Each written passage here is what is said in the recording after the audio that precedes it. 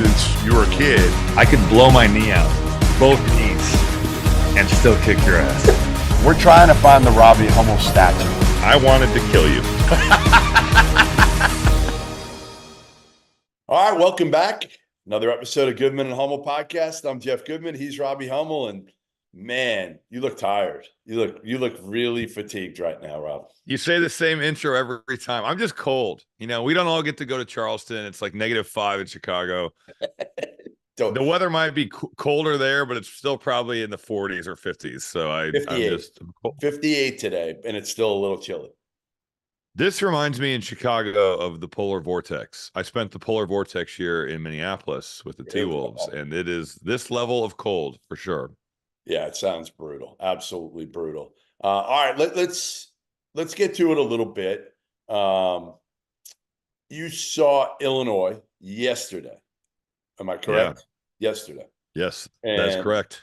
It was a stinker at home against Maryland. One that I don't think anybody thought, even without Terrence Shannon Jr., that the Illini were going to lose at home to a Terps team that has been, frankly, not very good all year. Well, and not only that, but also awful in road games. Right. Awful Terrible. in road games for the last 2 years, really. Right.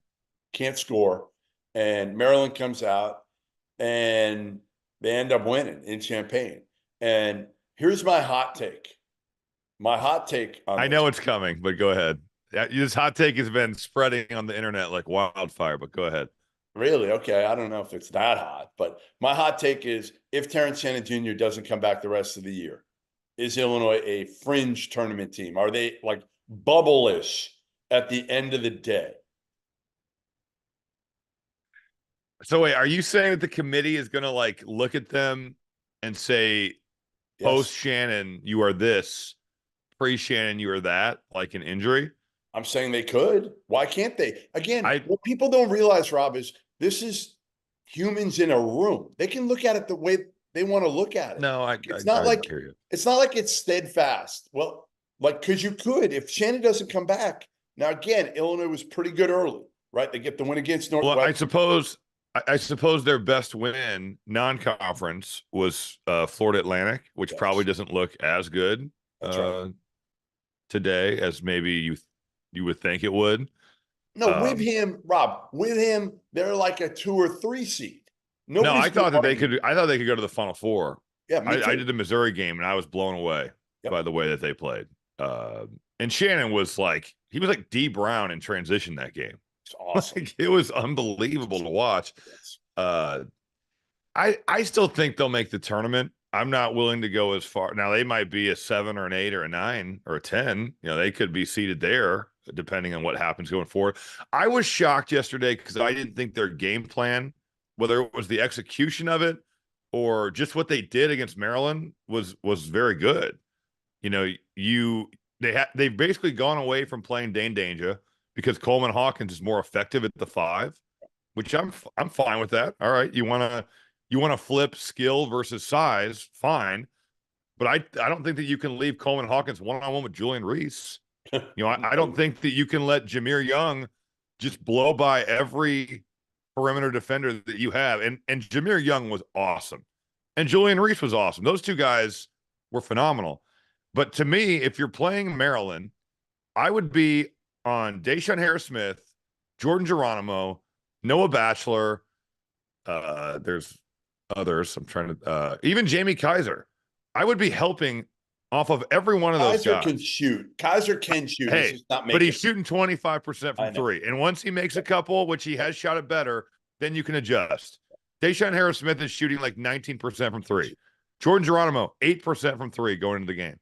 Yep. I get that Geronimo made 1, Batchelor made 1, and Deshaun Harris-Smith made 1 late in the game. But who cares? Right. But I would let him points for those guys. I don't care. I'm not letting Jameer Young go downhill and just torch me for 28. And I'm bringing a post double off one of those guys to help Coleman Hawkins because he can't.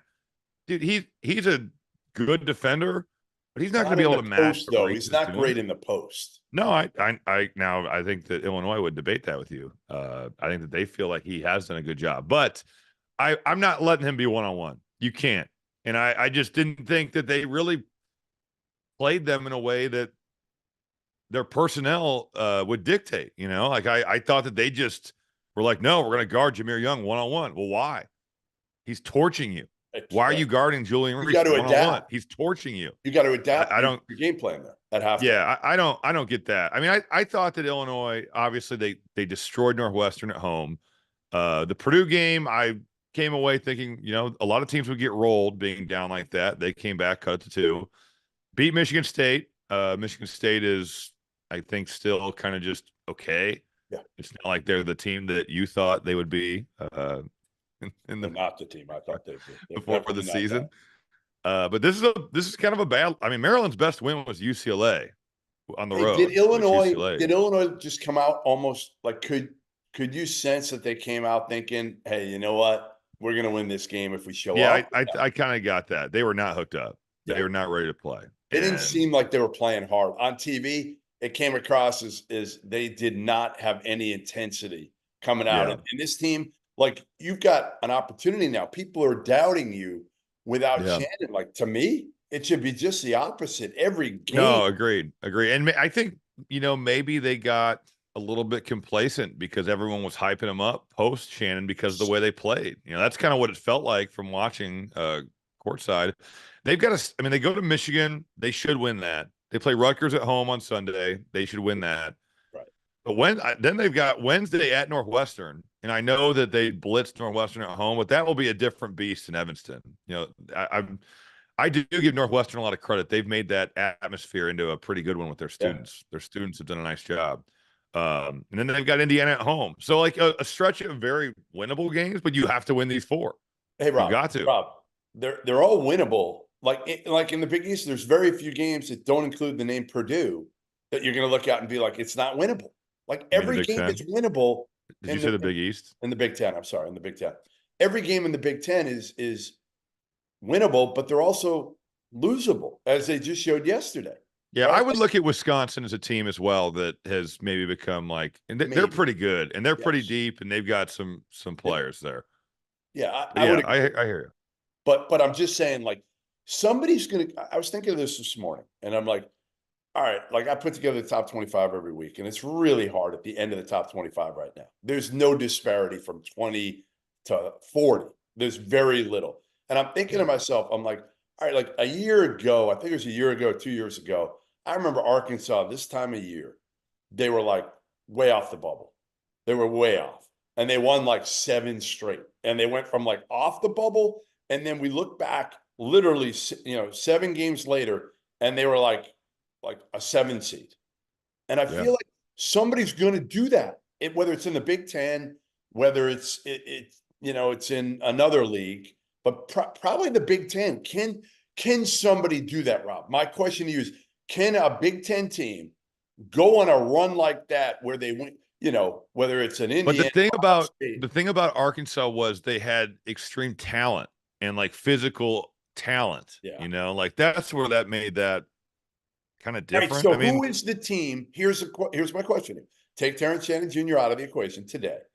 Who is the team not named Purdue or Wisconsin that has the highest upside, the most talent that could possibly go on one of those runs? Give me the team that you feel like has the opportunity to reel off 5, 6 in a row if they get hot.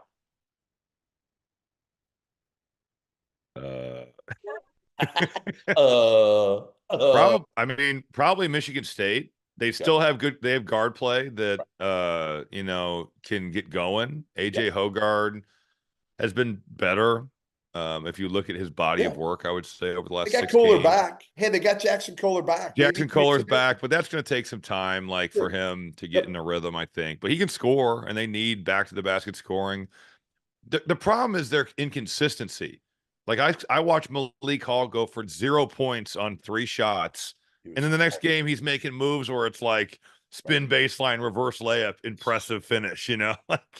They have a new weapon, though, Rob. Rob, they have a new weapon now. Steven Izzo. Congratulations to him. First bucket, yes. And actually, the degree of difficulty on the shot was like 100 out of 100. Floater, at the top of the backboard. How cool was it to watch the teammates? Like, that's always the thing you look at, right? Like, how much you're beloved by – and Steven Izzo's I haven't been around him a ton over the years, but enough. Like he's I remember Tom telling me this years ago when Steven Izzo was young, like I would say like 12 or 13, he was like, there's no way he's going to have the discipline to walk on and play for me. He was kind of like this funny, goofy kid who probably did, a bunch of shit, that like he shouldn't have at that age. And Tom was like, there's no way he's going to be able to make it for me. And now, like, 4 or 5 years later, he's been a walk-on in the program. Like, I love those stories, especially with Yeah, I I forget what game it was we were doing up there this year. He got in late and he basically caught the ball coming on the floor and shot like a 35-foot three. And I thought his dad looked like he wanted to kill him. He looked like he wanted. I could just envision Tom Izzo like calling him that night and be like, "Steven, you got to move the ball." Like, even though it's like victory cigar type time, like they're up 30. I think it was against Penn State where he just caught it and jacked. good But for him. the crowd, it's hard when the crowd that wants you to score so bad, like it's hard to not Especially with just him. shoot every time. Especially with him. I think I'll go Michigan State. I don't know. So Ohio State, they're the maybe. most talented. Michigan State for sure. Do you think they're the most talented, or are you just saying because of Tom Izzo? I think their guards are the most talented out of any team that you would see in the Big Ten. You have a coach that can figure it out and has figured it out in the past. And I think their schedule actually sets up for what you're saying. I don't think that they're going to be Minnesota at home, Maryland away, Wisconsin away is tough. Like that's going to be a tough game. But then you've got Michigan at home, Maryland at home, Minnesota away. So like you could easily go 5-6. In those 6 games. So I'll go with them. I'll go with the Spartans. As you guys know by now, we've partnered with BetMGM this season. We'll be using BetMGM lines to make all of our picks, and we'll have special offers for the listeners and the viewers of the Field of 68 each and every week of the college basketball season. We have a special offer that will be available starting on Tuesday, January 9th and running through Monday, February 12th, the morning after Super Bowl 58. If you haven't signed up for BetMGM yet, in honor of the big game, you can use the bonus code FIELD158 and you'll get $158 in free bets on your first wager with BetMGM, regardless of whether or not you win that first bet. Here's how you make it work. Download the BetMGM app. Sign up using the bonus code FIELD158. Deposit at least $5 and place your first wager on any game. You'll receive $158 in bonus bets, regardless of the outcome of your bet. Just make sure that you use that bonus code FIELD158 when you sign up. And remember, BetMGM is now available under one wallet in select states. As a New Jersey resident, this is super convenient when I have to go cover games in New York or Philly, which happens quite a bit. When you cross state borders, you just log into your existing account and fire away. You don't have to create separate accounts in each state. It's easy, it's simple, it's clean. And most importantly, we have some fun stuff coming up for the heart of the college basketball season. Bet insurance tokens, college hoops odd boosts, and my favorite, a nice juicy parlay boost. So download the BetMGM app and sign up today.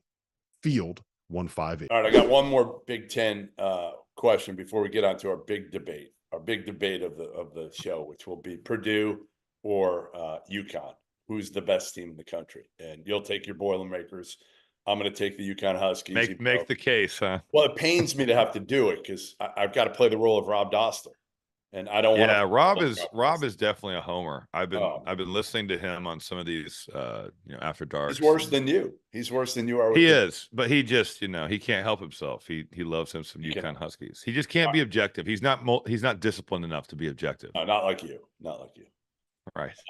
Anyway, all right. Here's my big question to you. How many Big Ten teams get in, and which ones get in the NCAA tournament?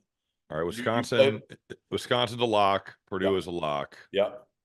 Illinois is in. Yeah. Even if you don't think so. No, I'm not saying I don't think so. I'm just saying, like, could it be? No, you're putting a hypothetical where they tank a little bit, and that's all. All right, so I've got Wisconsin, Purdue, Illinois, right? Yeah, that's 3. Michigan State, I think we'll get in for 4. Me too. I agree. Rutgers is out. Michigan is out. Penn State is out. Yep. Iowa 10-6. They've got work to do. I think they're probably out. Yeah. Ohio State, as of now, I will say is in, but Okay. certainly I think they still have some work to do. But I think Ohio State will get in. Yeah. Maryland, I'm going to guess misses. I think they're like NIT probably. I think they'll miss the tournament. Nebraska, I think makes it, Okay. but they're close. 6. They're- They're at 6. I'm at 6. Minnesota, really good start. I think they'll probably miss. They're out. And I'll say Northwestern gets in. So you got Indiana, I think as of now is I out. figured you'd have. Yeah, what I was going to say. So Indiana's out. They're 8. I think Indiana's out as of now, but certainly some opportunities with Purdue twice. They also play Wisconsin twice. So if they can win some of those games, they can change that narrative. But right now, I don't think Indiana's in the tournament at 12. Your colleague Andy Katz would beg to differ. He's got the Hoosiers in the tournament right now. That's his opinion. So- But what did I say? 7? 7 yeah, teams which in the tournament? I think, I've been thinking 6, but you look around the country. No, Rob, I think just around nationally, it's Right. I think it's more than that. that's the thing is like Pac-12, how many are you getting in? ACC's down this year.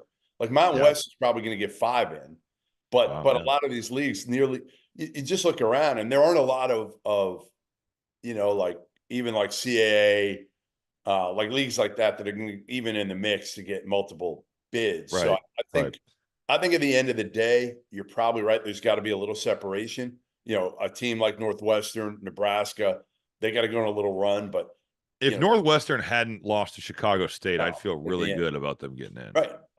The problem with the Big Ten it's going to face is other than Purdue and Wisconsin. they're going to have bad seeds. Well, and like some of the games, like Penn State is a terrifying game to play on the road. You have Yes. to win. Like Michigan- Northwestern barely beat them, and Michigan it's not won. an easy place to play because it's not exactly the most Hey, lively of atmospheres. And Have you and I talked about the Doug McDaniel? I don't think we did last week, right? I think it came after our show last week. it came after our show. Yeah. All right, so- yeah. I got to get your take on this because I've never seen anything like this where I a haven't kid either. gets suspended academically, so he can't travel on the road, but he can play in home games. So he's going to Yeah. be out there. We're shooting it. We're recording this right now prior to their game on Martin Luther King Day. It's going to air after their game. But he's available today. Yes. He is, and I think he'll play. I think that was the feeling I got when we saw them at Maryland. Is it baffling? Like what was I your mean, take it's when a you heard weird. this? I've never heard of this. I've never heard of a suspension. It's almost like load management. Like, do you play Doug McDaniel 40 minutes at home? No, and be like, dude, you got to empty the chamber here. Like, you got to go all out. You have to be so exhausted because you're not playing in our next road game, which is kind of a funny way to look at this. I think from my understanding, and this could be wrong, but I got the feeling that he is not ineligible by NCAA standing. Like, I think that he's okay there. I think this is more of like a School. Michigan or a basketball team type academic performance Yeah. standard. And I got the feeling that they felt like him missing class for a road game would be he can't miss class for road games because of what his academic standing is. So he's not actually totally ineligible. They need him to be in class. So he will not travel on the road so he can be in class, and he will play in home games because he can go to class. If that makes sense. It's still weird. Don't worry. I'm with you. But Yeah. that was kind of what I gathered. Yeah, and here's Strange. the interesting part. I mean, again, listen, it's just been such a shit show. And I mean, you top it off on some of the other things with Right. the Palestra game. If it was by itself, if this was a one-off, but it's been, again, like you said, he lets Martelli coach when, let's face it, his job is on the line here, and he's doing a nice thing for Phil Martelli. But Michigan fans are like, no, we're paying you to be the head coach. Yeah, here. no, and I mean, with the way the season has gone, that's tough. But I do think that Juwan Howard has, it's not. I don't think that he is back to 100%. I will say. Yeah, I've heard that from too. his. I've heard his that heart too. procedure. Who knows what happens after the season, But I think that if that's the case, I think people would have sympathy for that. You had a very serious heart procedure. Yep. And if you're not feeling up to coaching a game because of that, I think that Michigan should. Now, I'm not saying that's why, but I think that if that was the case, if you come out and say that, I think that Michigan fans would be like, oh, I understand. Get it. You know, We're going to give you, right. Yeah. We're going to give you every, we want you to be every healthy, like Yes, that. I think right. that's different. All right, it's time, Rob. It's time for you to make your case, and this should be easy for you. Why your Purdue Boilermakers are still the best team in the country. Now, I will say this. I did vote Purdue #1 ahead of UConn, but I'm going to take the role of the UConn Huskies and battle you here. Why I A believe debate. UConn. Wait, are you an AP voter? No, I gave that up. I'm so glad you don't watch enough. You don't watch enough. You'd be that guy that's like still has St. Mary's in the top 25 because you haven't been watching their games. I'm watching some football in between some games today. See, that's the thing. That's the That's what thing. I'm Like doing. you're just not locked in enough. I'm not locked in. No, not at all. All right. You want me to start with Purdue or you want to start with UConn? I'm going to start with UConn, and then I'll let you kind of retort Right. here against my reasoning. And here's what I'll say on UConn. All right. So they haven't had their big boy healthy all year. Preseason, Donovan Clingan foot injury. Last few weeks, he's been out since. Yeah, what were you guys calling him on your After Dark? Kling Kong? Kong. That's what That's Hurley actually calls him. an awesome nickname. I think Hurley calls him that. That's a sweet nickname It's a from great Danny Hurley. Yeah. So he may come back as early as this week, Hurley said. So, obviously, if Clingan is healthy, which is an if right now, but if he comes back healthy, they have a piece that very few teams have. He's not the scorer Zach Edey is, but he can stand up to him defensively and give you something that Zach Edey never has to go up against. They have an elite point guard who's older, in Tristan Newton, who doesn't have to make shots and hasn't lately, but he rebounds about as well as any point guard in the country, and he's a terrific ball mover now. They have an elite coach in Dan Hurley, who does an incredible job. Like, nobody can argue what this dude does on both ends of the court right now. Defensively, their toughness, that's been a staple for him for years, guarding. But offensively, what he's been able to do to unlock some of these guys and get them easy baskets is incredible over the last year plus. Hold on. Yep. You're hyping a defense that is now ranked 8th in KenPom in defensive efficiency in conference play? I am, because they don't have the big boy. They don't have the big boy. So that changes things. When you imagine He hasn't played in any Big East games. No. December 20th, he's been hurt. So maybe he played a little bit, but not much. They've got two of the best shooters in the country, Rob. That is Two true. of the best shooters in the country that are both older. They move the ball. They're tough. They're Danny Hurley's type of players. Yeah, They're Caravan has been on type of fire. players too. Okay, they're Painter's type of players, but they're better. You trust whenever Cam Spencer or Alex Caravan shoot the ball. Like, look at what Caravan's shooting the last 5-8 games since he's been healthy after screwing up his finger. He's money. Spencer's money. And then you add in Stephen Castle, who is way better upside than Lance Jones. Way better. Like, Lance Jones is a small, athletic guard. Castle's pretty big, right? Yeah. He's like 6'6". Big, strong, athletic, can get downhill, can finish. He's been in double figures the last 4 games, and he's going to keep coming. Like, he's going to be a lottery pick. He is a physical specimen. He's a he's just a better version of Lance Jones. Now, he's only a freshman, so he's going to be up and down, but man, Lance Jones is up and down offensively. Like, you never know what you're getting from him. They won it all. Your team lost in the first round last year. So, like, they're still going to have some championship pedigree. hurdles. Yeah. All right. They're going to have some mental hurdles when they get in the NCAA tournament. Caravan and Clingan, like, those dudes are going to be Newton. They're going to be like, this shit, we've done this shit already. Like, we know we're champions. Like, check out the ring on our finger. Like, they're just going to come in with a swagger. Hurley's going to come in with a swagger.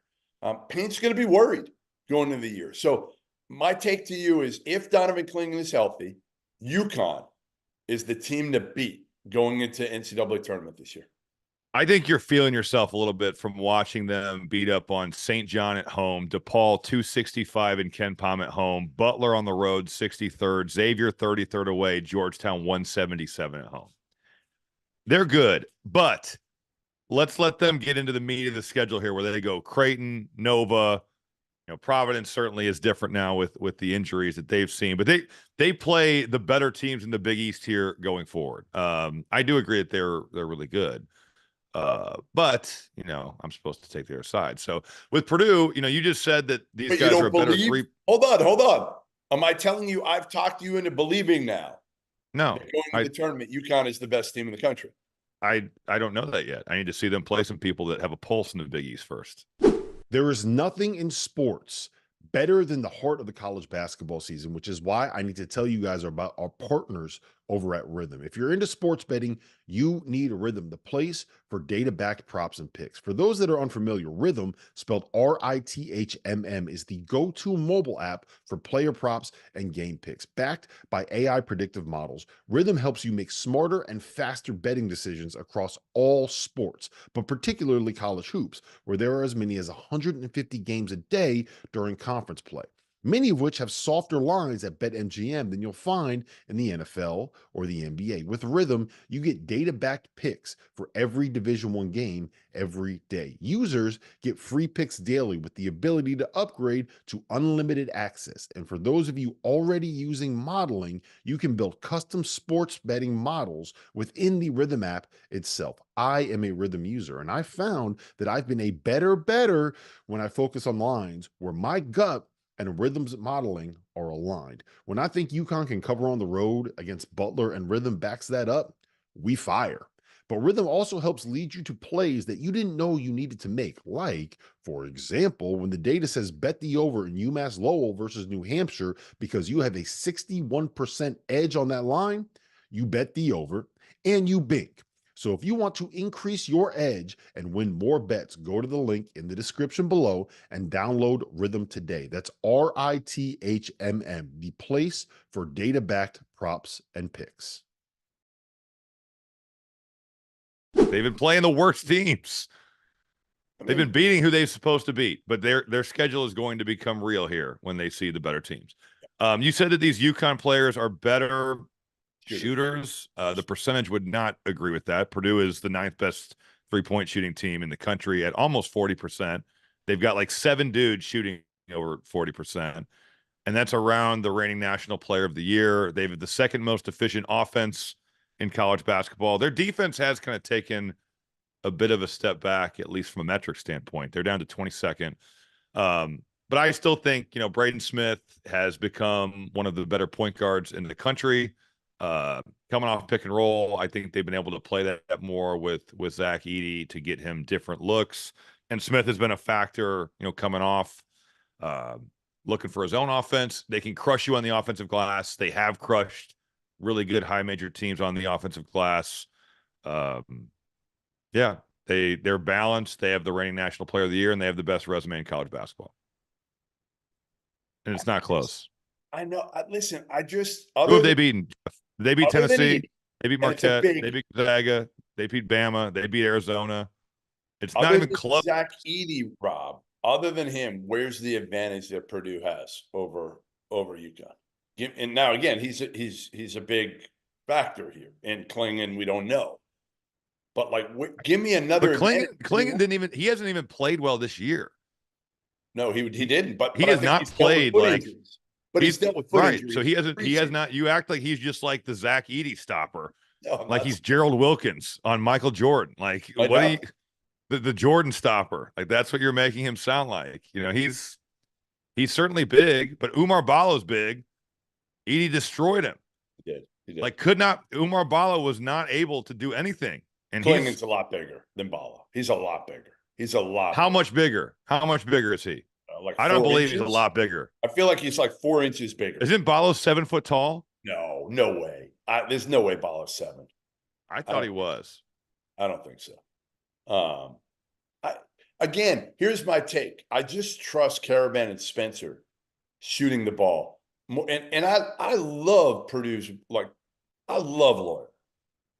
I do. I love Lawyer. But you look at these guys. He's too inconsistent as of right now, but he is combustible. He'll give Tennessee 27. He's capable of doing that. You trust Lance Jones yet? You can't. He's been a little up and down, I think, but I think he gives them something that they did not have. Junkyard dog defender, transition asset. Agreed. That's what he gives them. I just look at like Spencer and Caravan every time the ball goes You're up. making Cam Spencer sound like he's freaking Michael. Like he's good. He He's is a hell not of a that. shooter. He's not that much better than what the Purdue guards are. I don't believe that. I do think not. He played at Rutgers last year. He was a good player. He's not like you're making him sound like he's Kyle Singler or like he's some like elite college player. He's good. He's a good college player on a good college team. Yeah, He is. What you're making him sound like he's like just an All-American. No, I'm saying when the ball leaves his hand, I He's feel shooting it. He's shooting it well. I'm with you there. he has in his career. Like this isn't a one-off. This is not a one-off. He was a little up and down at Rutgers in his time there. He would have games where he was. I guess he had to be in the high 30s. Had to be in the high 30s. Let's look that up because I'm not sure if he was. Caravan's a hell. He is an elite shooter. He is an elite shooter. And here's the thing Caravan gives you. He's the four-man that honestly, if you put him on Purdue right now, they would be far and away the number one team in the country. No doubt. Far and away. No That's what they need. They need like an Alex Caravan that just you plug in and what do you shoot? Go ahead.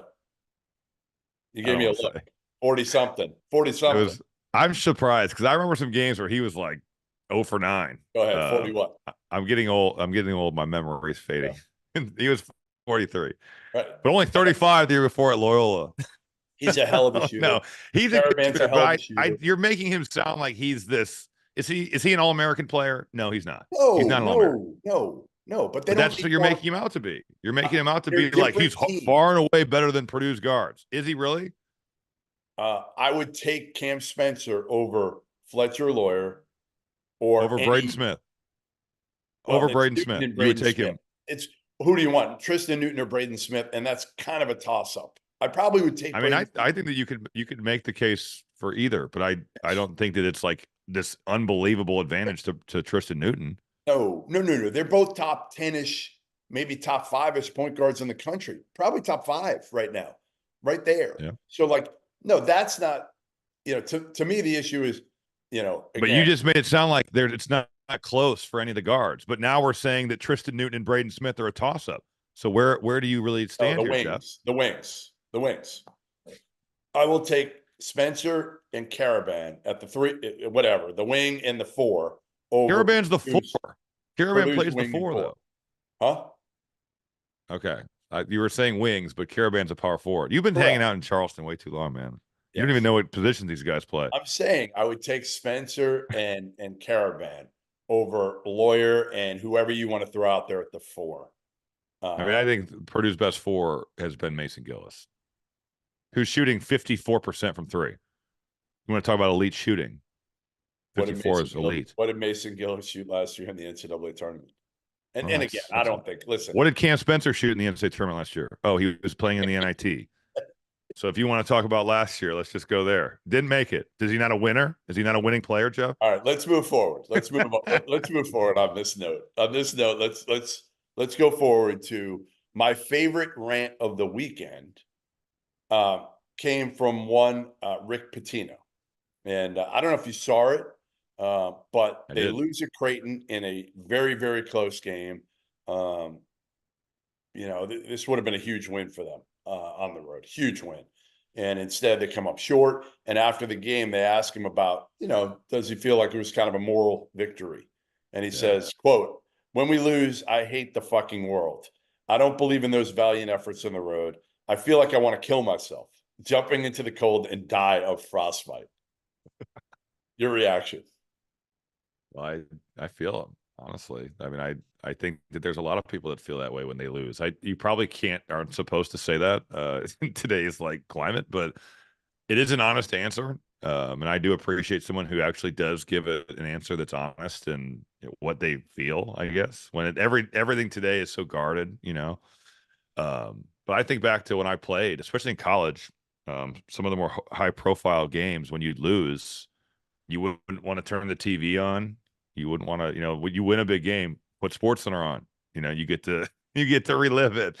But when you lose those games, man, you don't want to walk around on campus. You don't want to do anything. You just want to get to the next one. So I think it's funny. I think it was honest. But I'm not surprised he feels like that. I'm sure a lot of coaches feel like that when they lose. These guys are under so much pressure and stress to win, and it's a killer, And I don't even know if these guys appreciate when they win.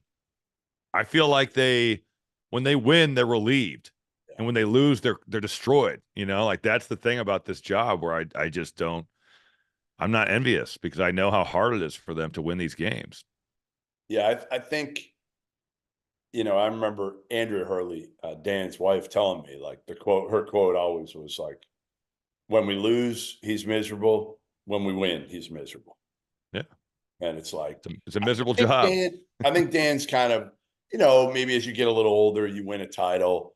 When you win at the you. highest level, I think that changes the perception of you. You definitely you've got some cachet. Not that he wasn't a good coach before; he's a really good coach. I just think that when you've won like that, it does maybe give you some breathing room. Although I'm not sure that they look at it like that. I think that they still are like, well, now we got to win the next one.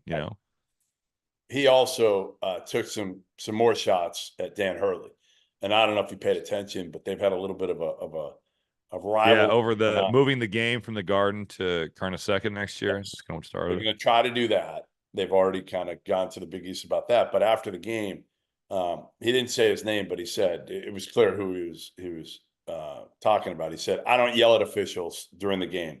This is going to sound." Oh, it was cheating. He said, "I think it's a form of cheating when you're trying to get calls on every play and cursing at the referees, inciting the crowd." That clearly a shot at Dan Hurley. You know what? Good for the game. Right. Good for. Yeah, we need this. I this agree. I love it. We haven't I love had that they in don't a while. like each other.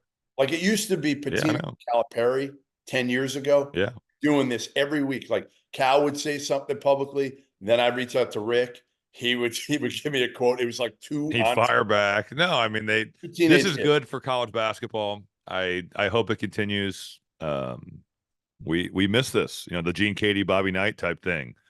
Or, some of the Vaulted is an app that allows you to participate in daily cash prize pools without an entry fee. It is the place that you can store your own predictions forever. And by using the Vaulted Challenge feature, you can prove you're smarter than your friends like John Fanta and your enemies like Jeff Goodman. Go download the Vaulted app. That's VLTED to challenge your friends, store your predictions, and join daily cash prize pools without an entry fee. If you look at it right there on the screen, it says that my Vaulted Challenge is that North Carolina can get to a Final Four. And I still think that's what it is. And Goodman, you already said that you're going to basically agree with me on this point.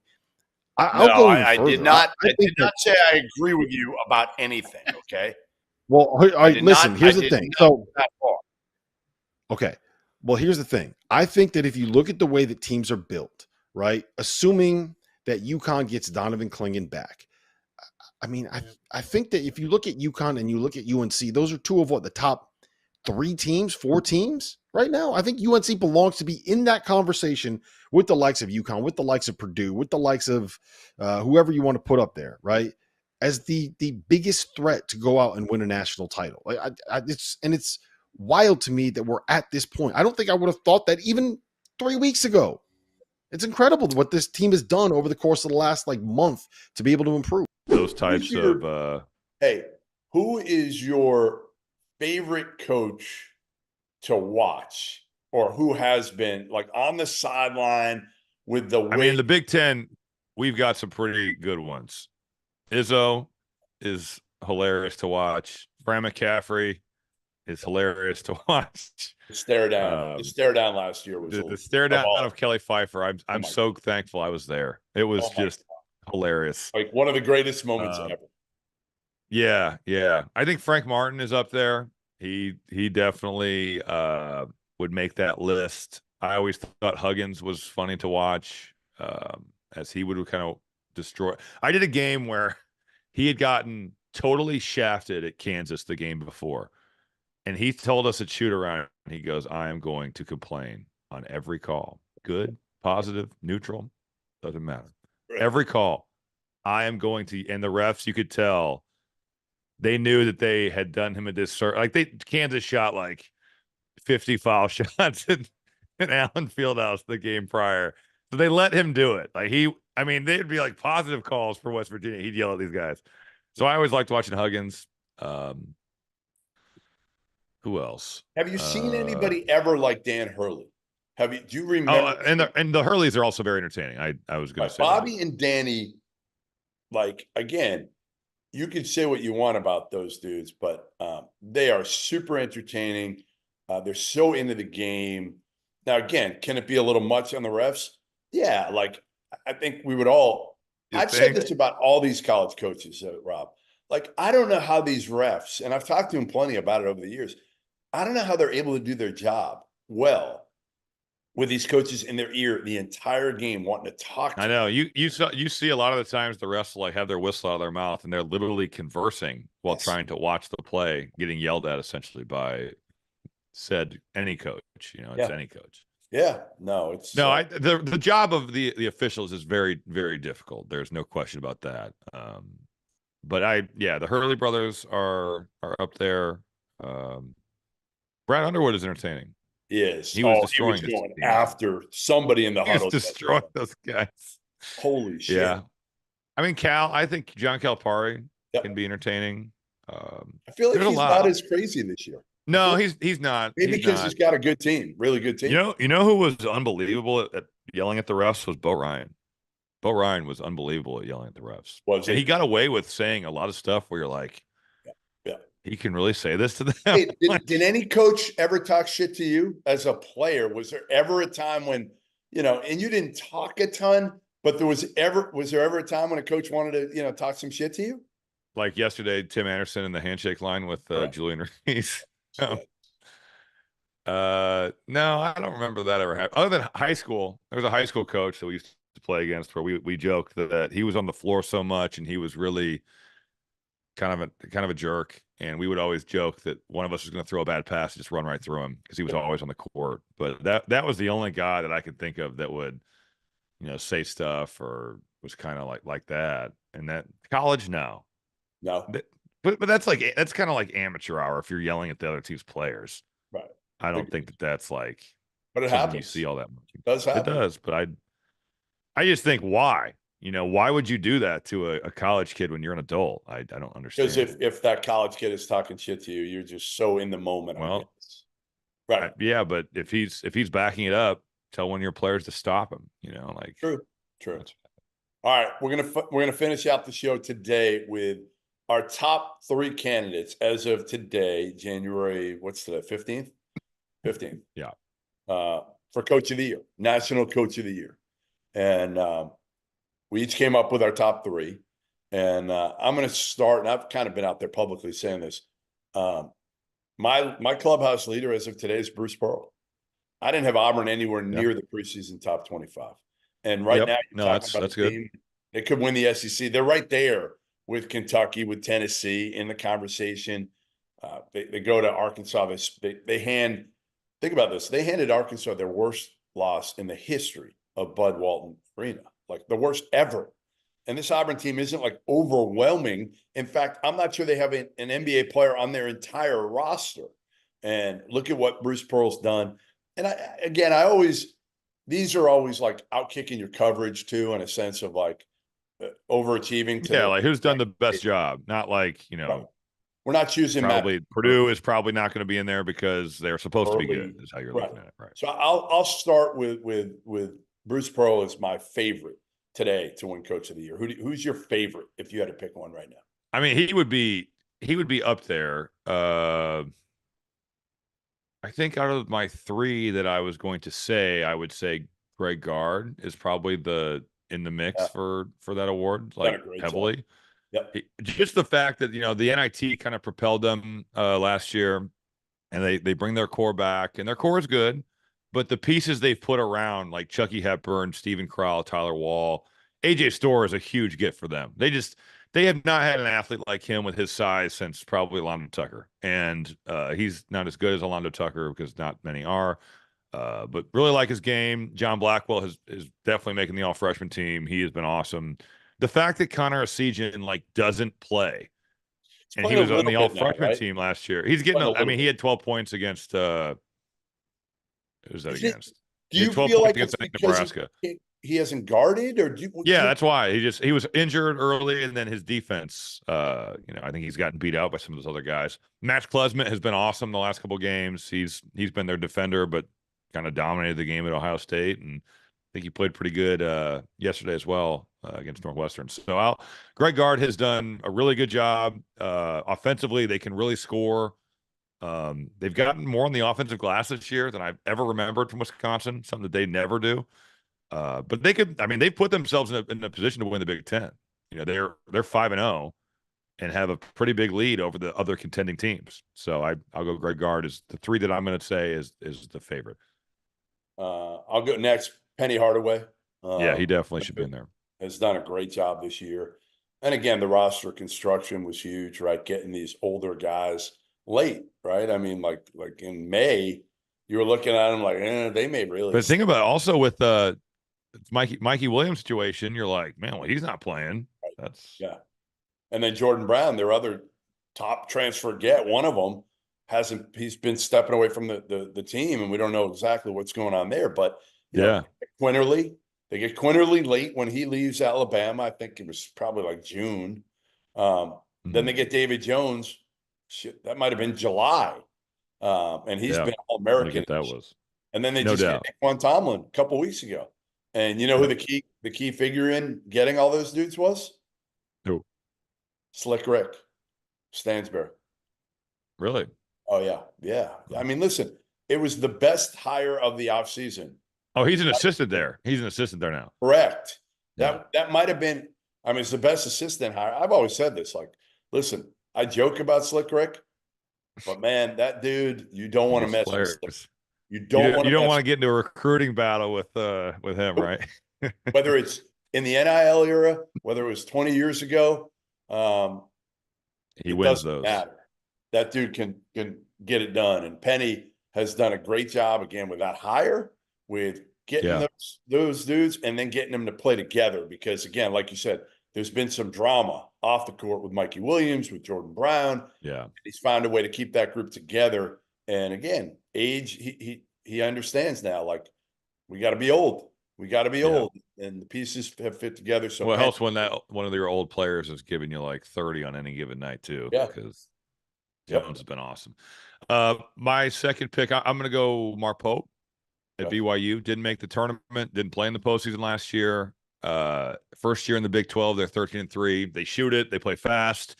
This could change because the Big 12 could beat them down. They're off to I think they're 1-2, but still, to see the way that they have beaten other, like they beat Arizona State, beat NC State, beat San Diego State. That was a really good win for them in the non-conference. Will be interesting to see going forward what they are, but he has done a great job at BYU. My last one, a little bit different, a little bit out there. Danny Sprinkle was hired this past offseason from Montana State, where he took him to the NCAA tournament. Goes to Utah State. Like a lot of other new coaches, his team's gutted by the portal. He loses everybody. He returns 0 points, of players that actually scored at Utah State last season. Everybody gone. He brings 2 dudes with him from Montana State. Great Osibor, great name. Darius Brown, the third. And they're a great big man point guard duo. Adds Ian Martinez, who you remember, didn't do much at Maryland. He's been really, really he was actually a good player for them off the bench last year. But I know he's been really good this season. Really good. He had 24 over the weekend. And they have the nation's longest winning streak, I think, at 15 games. They've only one loss this whole year. And again, I'll put Utah State. Their metrics are ridiculous right now. They're a lock for the NCAA tournament as of today. I will put Danny Sprinkle up there absolutely in the mix. Yeah. I was going to go Penny, but you have stolen him. So I'll go Nico Medved. I think that last year was so injury riddled and disappointing for them. Isaiah Stevens has been awesome. They're certainly a factor in the Mountain West, but they've gotten back to being like in the NCAA tournament discussion. And I think that he's done a great job in Fort Collins. So there certainly helps when you got a guard like Isaiah Stevens, because he is a beast. Yeah. But good to see them bounce back after a year last year where expectations were high and they went 15-18 and they had all those injuries. But so far they've gotten off to a much better start. All right, we got to let you go because this is your rare off day. You're going to take an after this probably. What's And then that? you have a schedule, man. You're going Bloomington for a big game, Purdue, Indiana tomorrow. Yep. Then you got what do you got? Northwestern, Maryland. You got Wisconsin, Indiana later this week. You're rolling for the next few. See, this is why you can't talk shit to me when I play golf in the summer, because this is hard. Hard work. It's hard to travel these 6 a.m. flights. Grueling work. I know. So difficult. All right. Thanks for joining us. Goodman and Hummel Pod. We will see you next week. Again, thanks for joining us, and make sure you subscribe if you're not already doing so. Goodman and Hummel Podcast, and we got Robbie Hummel. I'd known you since you were a kid. I could blow my knee out, both knees, and still kick your ass. We're trying to find the Robbie Hummel statue. I wanted to kill you.